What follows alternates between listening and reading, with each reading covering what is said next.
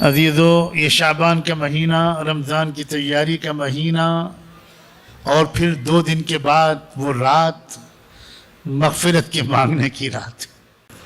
اس کو موقع کو ہاتھ سے مت جانے دینا۔ جس نوجوان سے کوئی غلطی ہو گئی ہو وہ دل چھوٹا نہ کرے، وہ ہرگز مایوس نہ ہو، وہ جان لے کہ وہ گناہ کرتے کرتے تھک سکتا ہے مگر اس کا رب معاف کرتے کرتے کبھی نہیں تھکے گا، کبھی نہیں تھکے گا۔ بے شک بے شک۔ مت مایوس ہو میرے عزیزو، یہ شیطان ہے جو تمہیں مایوس کرنا چاہتا ہے۔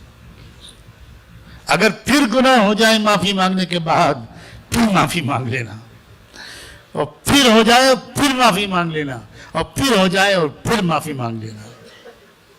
واہ رے رب، جب بار بار گناہ کر کے بندہ مانگتا ہے تو بعض فرشتے بھی کہنے کے لگتے ہیں کہ اللہ تعالیٰ یہ تو بار بار گناہ کر کے معافی مانگ رہا ہے۔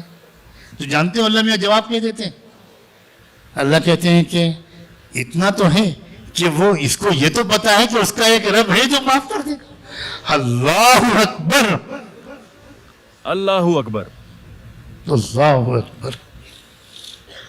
لقد عرف ان له ربا یغفر له، اس کو اتنا تو پتا ہے کہ اس کا ایک رب ہے جو معاف کر دے گا۔ اس کریم رب نے تو یہاں تک کہہ دیا، سن میرے بندے، سن میری بندی، اپنے گناہوں سے بہت پریشان ہے، سن، زمین سے آسمان تک کی فضا اگر تیرے گناہوں سے بھر گئی، پوری فضا بھر گئی، اور تب بھی اگر ایک بار تو مجھ سے کہہ دے گا معاف کر دے، میں تیرے آنسو آنکھ سے نکل کر گال پر جانے سے پہلے معاف کر دوں گا۔ اللہ اکبر۔ کیا کریم رب ہے اور کیا پیارے رسول ہیں۔ اللہ اکبر۔ قیامت کے دن ایک بندے کو بلائے گا اللہ تعالیٰ، اس کے بارے میں پہلے فیصلہ ہوگا اس کو جنت میں بھیج دو۔ وہ آدمی حیرت سے کہے گا کہ میں اور جنت، میں بہت گنہگار۔ اس کو یقین ہی نہیں آئے گا۔ فرشتے کہیں گے کہ بھئی ہم کو حکم ہے آپ کو جنت میں پہنچائیں۔ وہ وہ بیچارہ اصرار کرے گا کہ بھئی مجھے شک ہے، مجھے نہیں لگتا کہ میں جنت میں جاؤں گا۔ فرشتے اللہ سے عرض کریں گے، اللہ تعالیٰ کہیں گا اس بندے کو میرے پاس لے کے آؤ۔ اللہ اکبر۔ اللہ وراء البراء ہیں، اللہ جانے کسی کیا تفصیل ہے۔ بے شک۔ اور اللہ تعالیٰ کہیں گے کہ پردے کھینچ دو میری طرف، چاروں طرف۔ اب بندہ اور ڈرے گا، کانپے گا کہ کیا مطلب، ایک دم اکیلے میں اللہ کے سامنے کھڑا ہونا پڑے گا، کوئی میرا ساتھ دینے والا نہیں، میں کیا جواب دوں گا؟ حساب کتاب اللہ خود لیں گے، کیا ہوگا؟ جب پردے سب کھنچ جائیں گے تو اللہ تعالیٰ بندے سے پوچھے گا، بندے تجھے کیوں شک ہو رہا ہے کہ میں نے تجھے معاف کر دیا؟ تو بندہ کہے گا اللہ مجھے یاد ہے میں کتنا گنہگار آدمی۔ تو اللہ کہے گا یہ یاد ہے کہ تو کتنا گنہگار ہے، یہ نہیں یاد رہا کہ میں کتنا بڑا غفار ہوں۔ اللہ اکبر۔ سبحان اللہ۔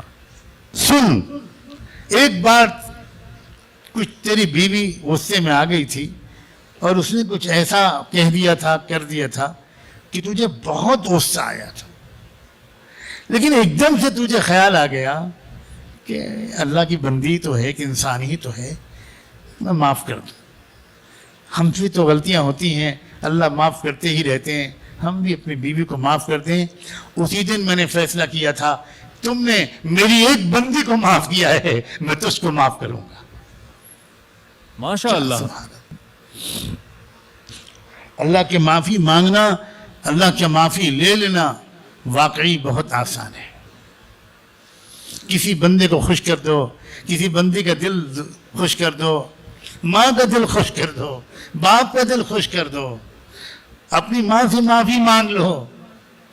آج تو میں یہ نصیحت کرتا ہوں کہ آپ یہاں جائیں، جانے کے بعد سب سے پہلے، بلکہ اور اچھا ہے کہ پہلے ہی فون کر کے اپنی ماں اور باپ سے، اگر زندہ ہیں تو آپ کہیے کہ شعبان کی رات آ رہی ہے، اس رات بھر بھی میں دعا مانگوں گا، اگر آپ مجھ سے ناراض رہیں گی امی تو میری مغفرت نہیں ہوگی۔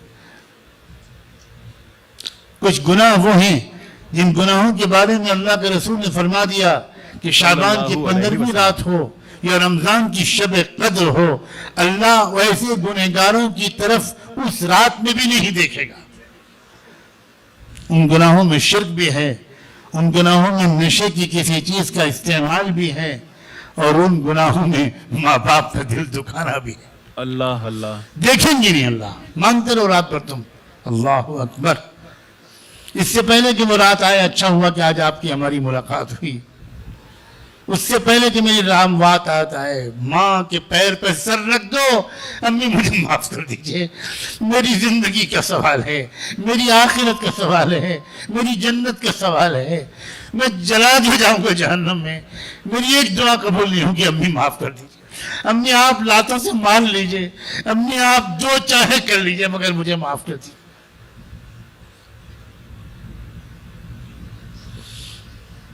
کہاں ہے وہ نیک سعادت مند اولاد جو ماں جیسے ہی لیٹے اور پہنچ جائے بیٹی فوراً ماں کہے بیٹی تم اپنے پڑھو، تم کو امتحان کی تیاری کرنی ہے، بیٹی کہے امی کیسی بات کر رہی ہیں آپ، میں آپ کے سر میں تیل لگاؤں گی، جب تک آپ کو اچھی سی نیند نہیں آ جائے گی میں جاؤں گی نہیں۔ ہائے ہائے، کہاں ہیں وہ اولادیں جو اپنی ماں کو محبت سے کہاں ہیں؟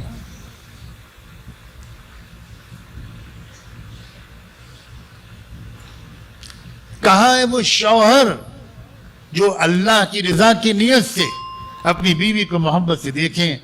کیا پیارے رب ہیں اللہ۔ اللہ فرماتے ہیں جب شوہر بیوی کو، بیوی شوہر کو محبت سے دیکھتے ہیں تو اور دیکھ کر مسکراتے ہیں تو وہاں ایک تیسرا بھی ہوتا ہے جو ان دونوں کو مسکراتا ہوا دیکھ کر مسکرا رہا ہوتا ہے، اور وہ تیسرا اور کوئی نہیں اللہ ہوتا ہے۔ ماشاء اللہ۔ گھروں میں خوشیوں کا ماحول بناؤ۔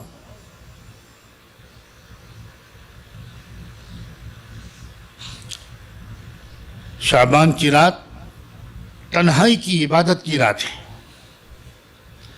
تنہائی میں مغفرت کی دعا مانگنے کی رات ہے، اور بھی چیزوں کی دعا مانگی جا سکتی ہے، قبولیت دعا کی رات ہے، لیکن حضور صلی اللہ علیہ وسلم نے اس پوری رات میں سب سے زیادہ اپنی مغفرت کی دعا مانگی۔ اچھا، عجیب کیفیت میں گزری ہے وہ رات۔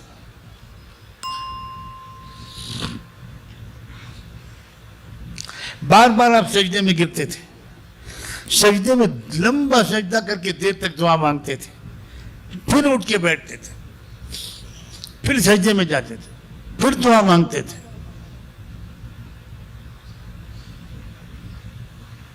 اور عجیب الفاظ ہیں ان دعاؤں کی، وَعَفِّرُ وَجْهِي لِلتُّرَابِ لِسَيِّدِي، اللہ اکبر، میں اپنا چہرہ مٹی میں رگڑ رہا ہوں اپنے مالک کے سامنے۔ یہ اللہ کے رسول کے الفاظ ہیں۔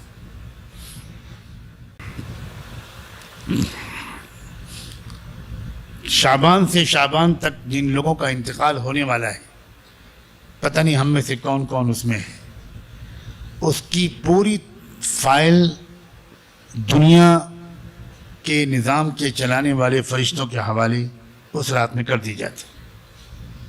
اچھا،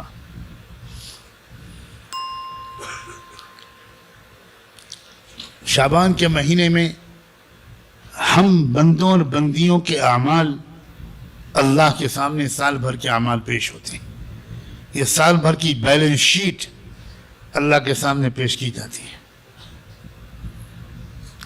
جب حضور سے کسی نے پوچھا کہ آپ شعبان اتنی کثرت سے روزے کیوں رکھتے ہیں، تو آپ نے فرمایا کہ شعبان کے مہینے میں بندوں کے اعمال، سال بھر کے اعمال اللہ کے سامنے پیش ہوتے ہیں، میں چاہتا ہوں میرا اعمال نامہ جب پیش ہو تو میرا روزہ ہو۔ سبحان اللہ۔